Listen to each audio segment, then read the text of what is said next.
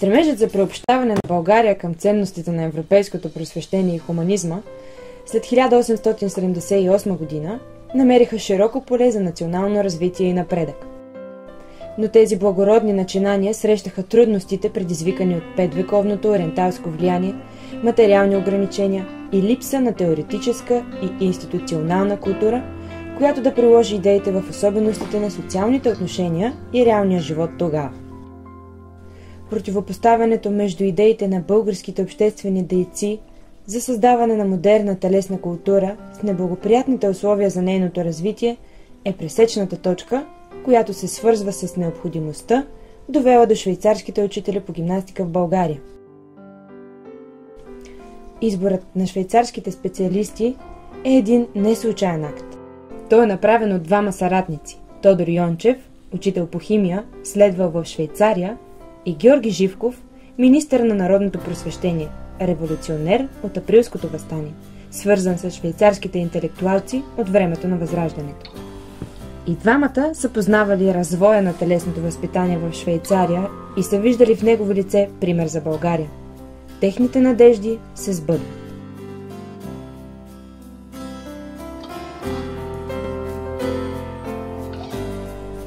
С приказ под номер 821 назначават се от 13 май тази година за вълнонаемни учители по гимнастика при долу поименуваните държавни училища следните лица: Шарл Шампо при мъжката гимназия в София, Алоис Бюнтер при мъжката гимназия в Търново, Емил Кюпфер при мъжката гимназия в Габрово, Шарл Дюванел при мъжката гимназия в Русе, Георги Дереджибюс при мъжката гимназия във Варна, Август Векер при мъжката гимназия в Пловдив, Даниел Бланшу при педагогическото и трикласно училище в град Кюстендил, Жак Фардел при педагогическото и трикласно училище в Казанлък, Лудвиг Айер при педагогическото училище в Лом, Виктор Роберти при педагогическото училище в град Силистра.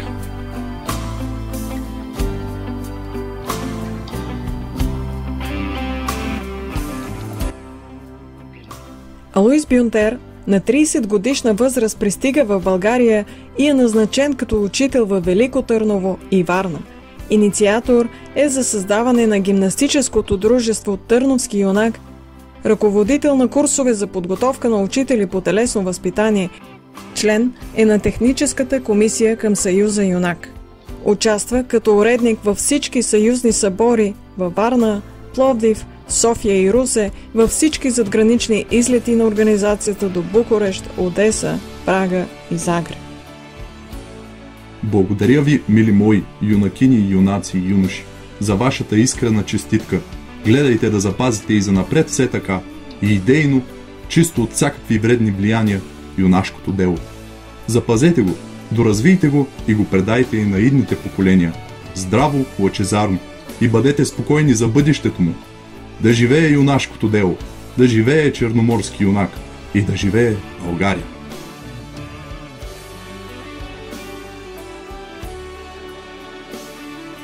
Даниел Бланшу е роден в град Лозана. На 32 години пристига в България и е назначен за учител по гимнастика в Кюстендил. През 1895 година основава гимнастическо дружество Соковски юнак. По негова инициатива е основан Съюза на гимнастическите дружества юнак през 1898 година. През 1901 година написва първият цялостен теоретичен и методически труд на български език «Пълно ръководство по гимнастика». През 1908 година Даниел Бланшу заминава за Османската империя и става учител в българската гимназия в град Солун. Той основава с помощта на своите ученици гимнастически дружества юнак в над 30 градове и села в Солун, Дойран, Битоля, Петрич, Струмица, Прилеп, Велес, Лерин. В Солунската гимназия Бланшу провежда 2 едномесечни гимнастически курса, подготовка на гимнастически ръководители с по 50 души от Солун, Битоля и Охрид. Тая следователна дейност на Бланшу в Македония говори за възвишените му и здрави чувства на обич и симпатии към българското племе, свободна България и поробена Македония. С тая си дейност Боншо буди в сърцата на всеки българин безпределна обич и почет и особено в тия на юнаците, на които той всецяло си е отдал службата и то най-безкористно. Не му България дължи особена признателност. Още повече той върши всичката тая народно полезна работа не като българин, а като чужденец от свободолюбивата, най-демократична и винаги почитана от нас и цял свят Швейцария.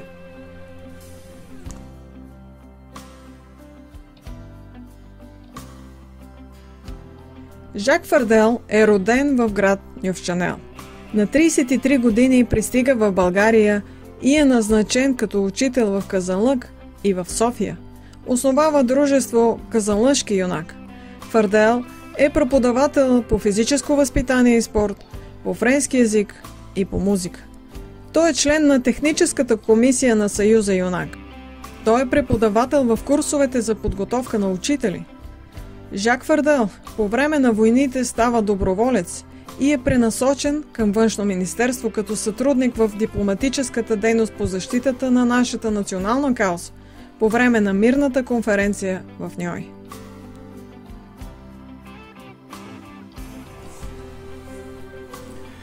Жак Фардел не е работил само като жрец на юнашката идея.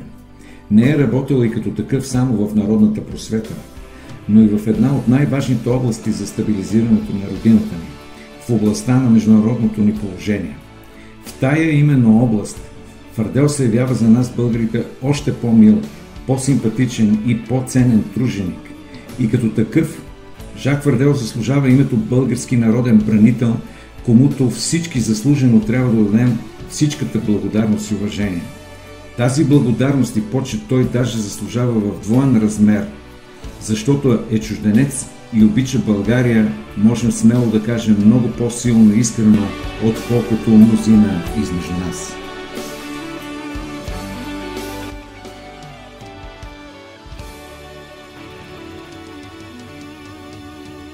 Шарл Шампо пристига в България на 29 години и е назначен за учител по гимнастика в първа мъжка гимназия в София. Шарл Шампо е един от учредителите на Софийското гимнастическо дружество юнак и участва като български представител на първите Олимпийски игри в състезанията по прескок на кон и се класира пети. През лятото на 1897 година, когато дружеството даде първите си юнашки игри в градската градина, под вещото ръководство на главатаря си Шампо, последният при упражненията на успоредката удря десният си крак в ключа на уреда и наранява дълбоко и чувствително бедрото си.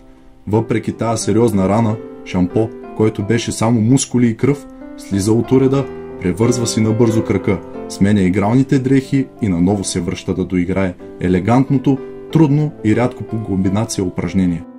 Все в същото време се качва и на висилката и изиграва една невиждана до тогава комбинация на тоя уред у нас, който още от тогава юнаците назоваха Шамповата. Софиянци за първи път видяха подобно тържество и достоинство и с нужното внимание посрещнаха и изпращаха играчите и особено славния си главатар Шампо, който бе дълбоко уважаван и обичан от всички юнаци и юноши.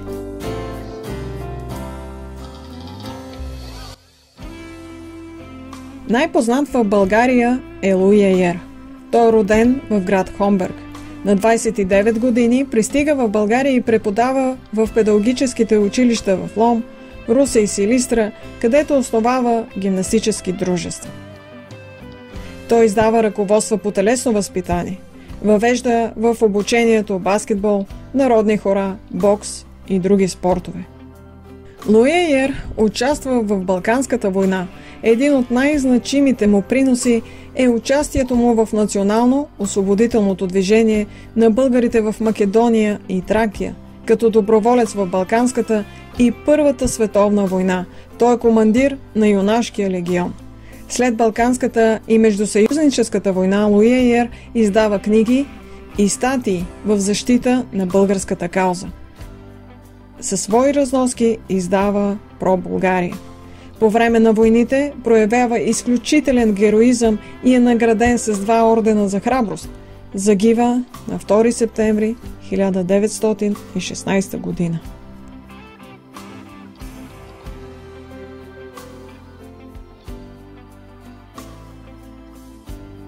Швейцарските учители създават модерното физическо възпитание в училището.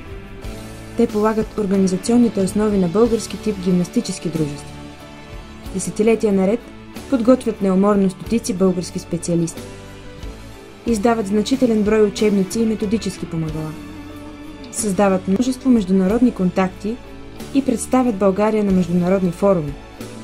Разпространяват модерните за времето спортове сред дружествата и училищата.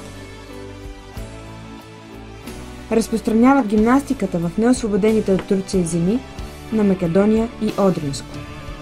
За по-малко от едно десетилетие те полагат основите на българската система за физическо възпитание и спорт, като успяват да я утвърдят в обществото и да изпечелят обществено признание. Днес трудно може да се обясни как тези 10 мъже, единствено със собствените си познания и труд, са успели да изградят толкова голямо значение за развитието на българския спорт и телесното възпитание. Това може да бъде обяснено само ако вникнем дълбоко в духовната сила на тези хора, която ги е насърчавала в борбите с многобройните изпитания пред тяхната мисия.